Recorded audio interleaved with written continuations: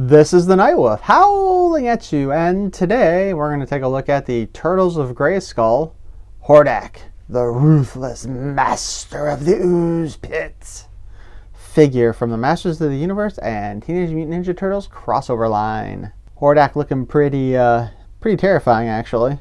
This might also be one of the better designs of Hordak that we've seen. On the back of the box, we actually see Hordak fighting against Splinter Skull. While that peon Skeletor pouted over He-Man, Hordak plotted from afar. He gained a valuable new minion in Shredder and used him to infiltrate Snake Mountain. When the time is right, Hordak will strike and Eternia will be his. Ha ha ha! And Hordak comes with an ooze blasting cannon this time. That's kind of cool. Also in this wave, we have April O'Neil, the sorceress from Channel 6 News, Stealth Ninja Leonardo, kicking shell from the shadows, Hordak, our figure here, the ruthless master of the Ooze pit, and Stealth Ninja He-Man, by the ninja power of Grayskull. So let's open this sucker up.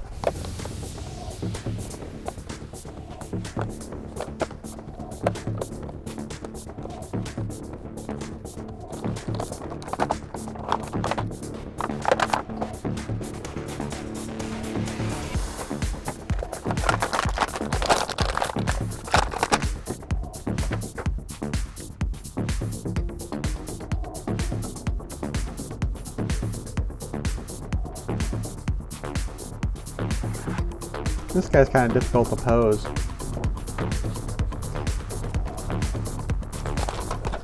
We have our instruction sheet that shows what comes off of him.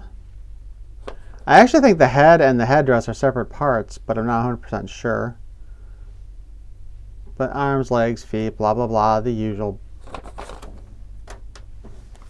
We have the Turtles of Grayskull, He-Man in a half-shell mini-comic. In this case, I'm not going to bother going through the comic this time. I already did it with the April O'Neil Sorceress. Hordak comes with his little ooze stuff. He also comes with a pair of wings. Now this is interesting too, because so far every other wing set, which would be April pretty much, the wings were combined as one piece, so these are both separate for hooking onto the back of his harness. And basically we've got the same pegs on every harness that was in this line thus far. And if I can actually pick up the stupid wings.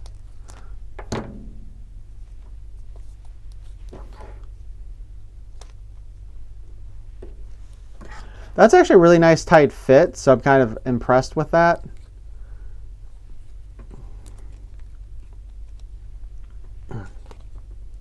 My initial fear when I saw that, especially with the two of them separate, was that they would not hold in there very well and that they'd just be sliding loosely, since it is just like a friction grip. Also interesting to note with his arm, the cannon here does feel like it's a separate piece from the main arm, and it has a cord going to the bicep band here, so that actually is separate from this. So that's kind of cool the way they did that. And of course we can just fit the blast effect in here like so. And like my big complaint with a lot of the Masters of the Universe Origins line when it comes to blast effects, they don't seem to be compatible with anything else, because this one is too thin to go with the Trapjaw one, so you couldn't use like Trapjaw's effect in here if you wanted to.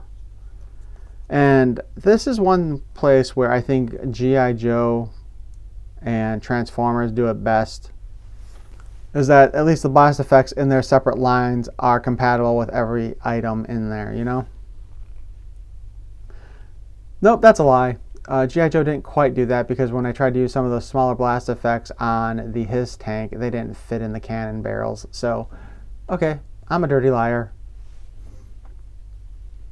But anyway, Hordak's wings do fold up and down.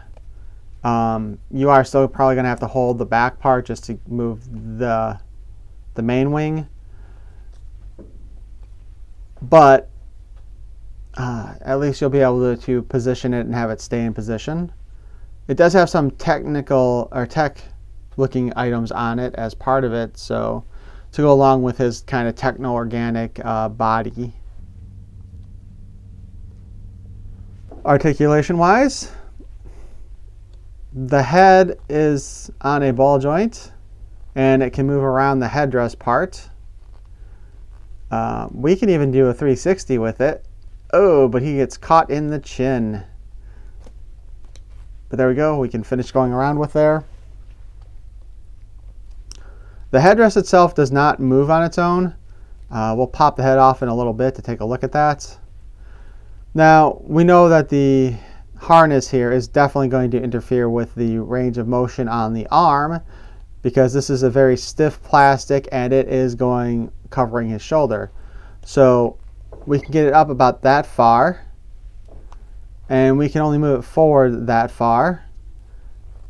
We actually have more range of motion backwards than forward with the arm, it would look like.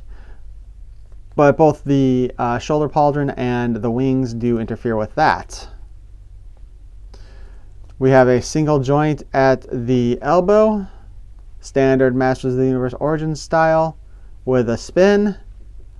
Obviously no real wrist articulation because there's no hand over here, which is also kind of a shame. We know, at least in the cartoons, Hordak would modify his arm as necessary. On the other side, he's got a really plain bracer on his arm.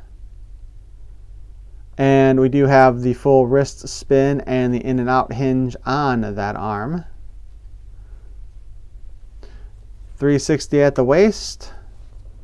The wings do not seem to interfere with that at all, so that's cool. Although something's catching somewhere. And I'm not sure what.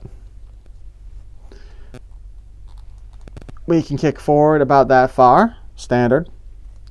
Kick back about that far, again, standard. Knee bend, single joint, almost 90 degrees. Can kick out like so. Surprisingly, the wings did not interfere, and we could balance for about a second using the wing.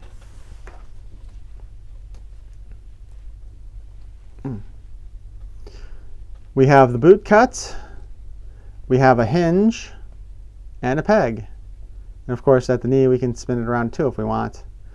It does look like Hordak's boot tops are still the standard Hordak boot tops, I think. And he's still got the same kind of like duck feet that he's had previously. Now let's go ahead and take some of this apart, because his belt is a separate piece and it is a full piece, so there's no jointing, I guess, to hold it in place.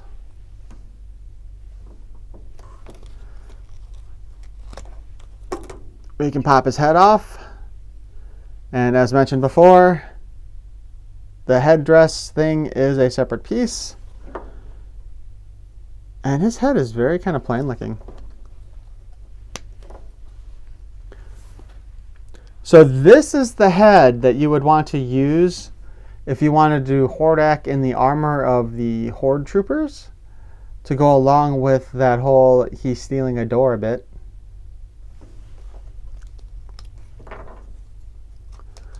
And his harness just slides off. There is nothing to hold it in place other than, of course, the tightness of it.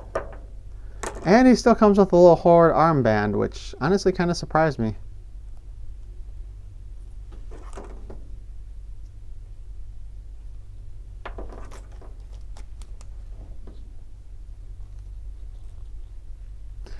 The The headdress thing here, though, it does not move on its own. It will stay in place, so only the head moves. I think this is kind of cool, though. I do like this head sculpt. And let's just take a better look at it right now while we're talking about it. He's got kind of a sneer on his face, so you got the one side of the lip curled up further than the rest. Yeah, this is a really nice Hordak head. I think it's better than the other ones that they've given us. He looks a lot more menacing there than the other ones did too.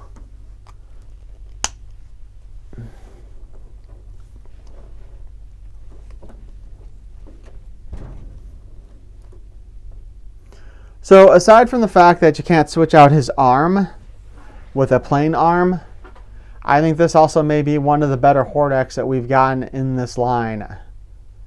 The dark blue looks pretty good. It kind of goes along with the Filmation style Hordak, only it is darker, I think, and fits well into the Ninja Turtle line. The wings look awesome.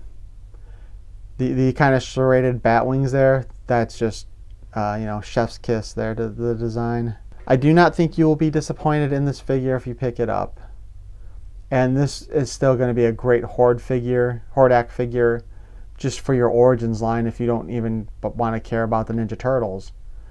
The only thing that you might want to do if you, say, want to have him be an Origins Hordak is just repaint the green on here to make it red, so you turn his arm into a flamethrower instead of a slime thrower. And there you have it. You have an excellent version of Hordak for your Origins line. Be like, take that, She-Ra. You ain't gonna beat this guy. So I hope you enjoyed this video, and please let me know what you think about me leaving out the comic commentary that I usually do with these figures. And I hope you give me a subscription if you enjoyed this, and if you didn't enjoy this, feel free to share it with somebody you hated in order to torture them. I am fine with that. Peace and love. So while I was doing something else, I ended up knocking Hordak off of the desk. And, well, his wing snapped right at the base where it attaches to him on his back. I guess that's obvious. But just be careful, because this is not quite as sturdy as you might think. And I'm going to guess that the same thing could happen to the April O'Neil one, maybe, except for her wings were a full piece themselves and his were both separate.